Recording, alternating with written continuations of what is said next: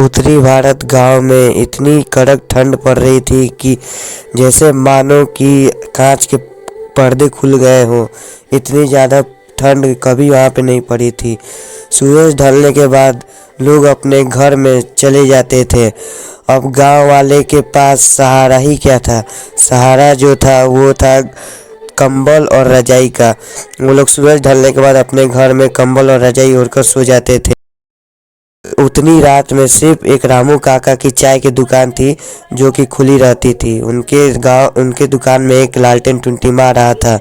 इतनी कड़क ठंड में उन्हीं का दुकान खुला रहता था और चाय ही एक सहारा था। उनकी दुकान पर गोपाल और मास्टर जी बैठे हुए थे। दोनों ने खुद को कंबलों में अच्छी तरह लपेटा हुआ था।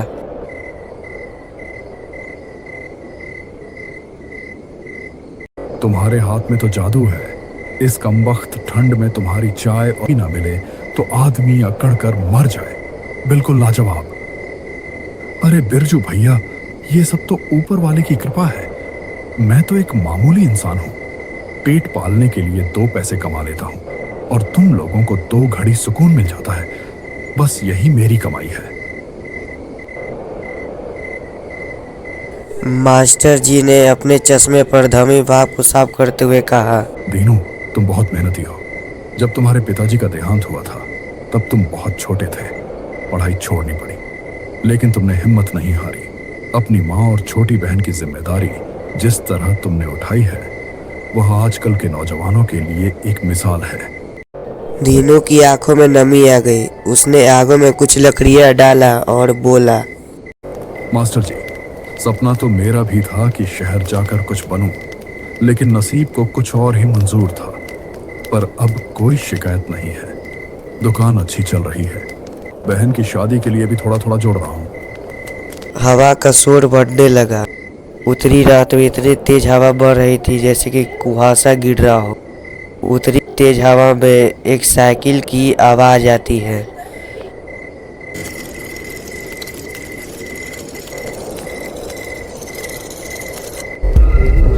साइकिल स्टैंड पर लगाते ही वह दौड़कर चूल्हे के पास आया और बोला, बाप रे बाप, आज तो लगता है ठंड जान लेकर ही मानेगी।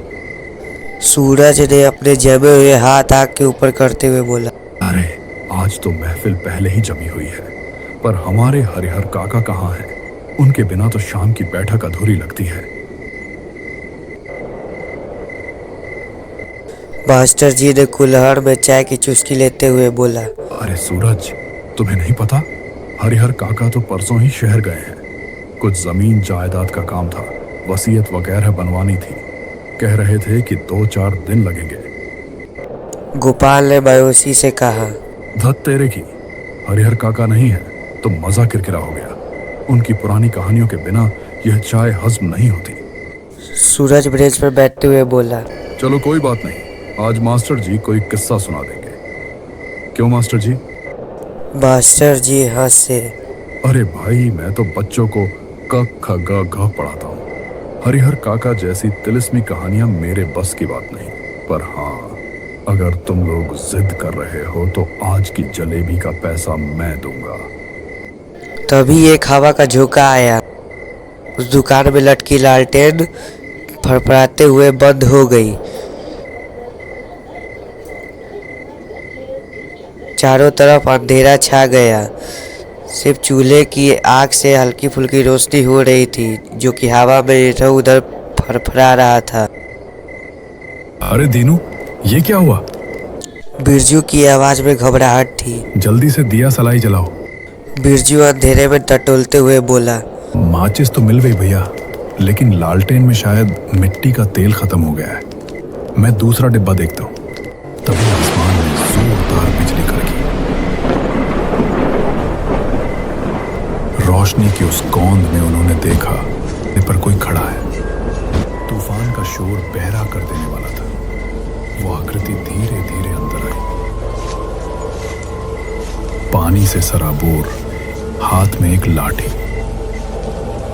दीनू ने माचिस जलाई और एक मोमबत्ती रोशन की।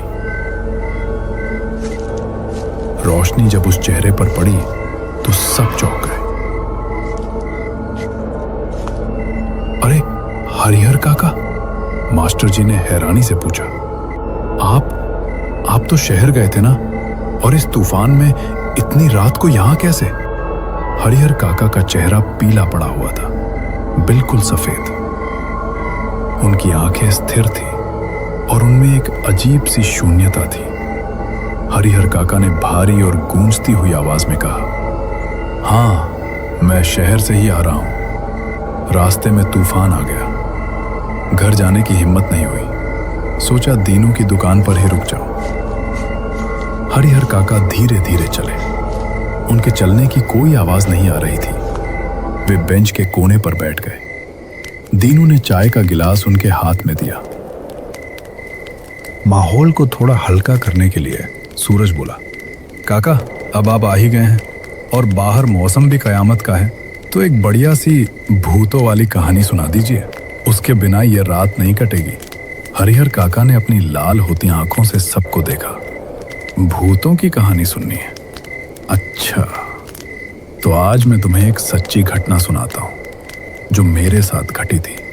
बहुत साल पहले नहीं, बल्कि इसी जन्म में। सब लोग सांस रोक कर सुनने लगे। बाहर हवा की साएं साएं और तेज हो गई थी। हरिहर काका ने बोलना शुरू किया। यह बात तब की है जब मैं अपनी ननिहाल गया हुआ था।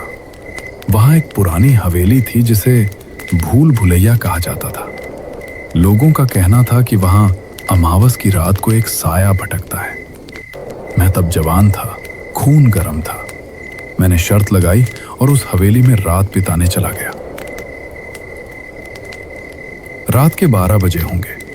हवेली के एक बंद कमरे से, जो सालों से नहीं खुला था, वहां से रोने की आवाज आने लगी। मैं डरते डरते वहां गया। मैंने देखा कि कमरे के कोने में एक बूढ़ा आदमी जमीन पर बैठा है। उसके शरीर पर अनगिनत घाव थे। वो अपनी ही जमीन की मिट्टी को मुट्ठी में भींच रहा था। काका की आवाज भारी होती जा रही थी, जैसे पाताल से आ रही हो। मैंने पूछा, बाबा, आप कौन हैं? उसने मेरी तरफ देखा। उसकी आंखें नहीं थी, सिर्फ अंधेरे गड्ढे थे। उसने कहा, बेटा, मुझे अपनों ने ही मारा है। लालच ने। 2 बीघा जमीन के लिए मेरे अपने खून ने मेरा गला घोट दिया। मैं मुक्ति चाहता हूं, लेकिन तब तक नहीं जाऊंगा जब तक हिसाब पूरा नहीं होता। तभी वो साया हवा में उड़ने लगा। वो मेरे पास आया और मेरे कान में फुसफुसाया, खून का रिश्ता पानी से भी पतला होता है जब बीच में पैसा आ जाए। मैं वहां से जान बचाकर भागा। बाद में पता चला कि वो उस हवेली का मालिक था जिसे उसके ही बेटे ने जहर देकर मार दिया था। कहानी खत्म होते ही दुकान में गहरा सन्नाटा छा गया। किसी की बोलने की हिम्मत नहीं हो रही थी। मास्टर जी ने डरते हुए कहा, काका, ये तो बहुत ही भयानक था। क्या सच में अपने ही लोग ऐसा कर सकते हैं? हरिहर काका ने ठंडी आह भरी। मास्टर, कलयुग है। यहाँ भाई भाई का दुश्मन है, बेटा बाप का। लालच इंसान को जानवर बना देता है। तभी बाहर एक मोटरसाइकिल के इंजन की तेज आवाज सुनाई दी। कोई बहुत रफ्तार में बाइक चला रहा था। एक नई बुलेट मोटरसाइकिल दुकान के ठीक सामने आकर रुकी। उस पर भुवन बैठा था, हरिहर काका का अपना पोता। भुवन का चेहरा पसीने से तरबतर था, जबकि बाहर जमा देने वाली ठंड थी। उसकी आंखें फटी हुई थीं और वो बुरी तरह हाँफ रहा था। वो लड़खड़ाते हुए दुकान के अंदर आया। दीनू, पानी पानी पिलाओ जल्दी। दीनू ने जल्दी से पानी का लोटा दिया। भुवन ने एक सांस में पूरा पानी पी लिया। क्या हुआ भुवन भैया? सूरज ने पूछा। तुम इतने घबराए हुए क्यों हो और इतनी रात को कहां से आ रहे हो? भुवन कांपते हुए बोला, पूछो मत यार, बहुत बुरा हुआ। मैं शहर से लौट रहा था। रास्ते में मुझे अजीब चीजें दिखाई दी। ऐसा लगा कोई मेरा पीछा कर रहा है। फिर उसने चारों तरफ देखा। अरे, तुम लोग ऐसे चुप क्यों बैठे हो? और ये जगह इतनी मनहूस क्यों लग रही है आज? मास्टर जी ने इशारा करते हुए कहा, अरे भुवन, डरो मत। देखो, तुम्हारे दादाजी हरिहर काका भी यहीं बैठे हैं। शायद वे भी तुम्हारे शहर से लौटे हैं। ये सुनते ही भुवन के हाथ से लोटा छूटकर जमीन पर गिर गया। क्या बकवास कर रहे हो मास्टर जी? भुवन चिल्लाया। दादाजी, यहाँ ये नामुमकिन है, बिरजू ने कहा। अरे भाई, नशा करके आए हो क्या? वो देखो, तुम्हारे पीछे बेंच पर बैठे हैं, चाय पी रहे हैं। भुवन ने धीरे धीरे पीछे मुड़कर देखा। वहां बेंच खाली थी। वहां कोई नहीं है, भुवन चीखा। तुम लोग मुझे पागल बनाना चाहते हो। वहां कोई नहीं है। सबने चौंक कर देखा। सच में बेंच पर कोई नहीं था, सिर्फ चाय का खाली कुल्हड़ रखा था। अरे, अभी तो काका यहीं थे। दीनू हक्का बक्का रह गया। कहाँ गए? बाथरूम गए होंगे शायद। तभी दुकान के कोने से अंधेरे के बीच से एक आवाज आई, वही भारी गूंजती हुई आवाज। मैं यही हूं भुवन, तेरे बहुत पास।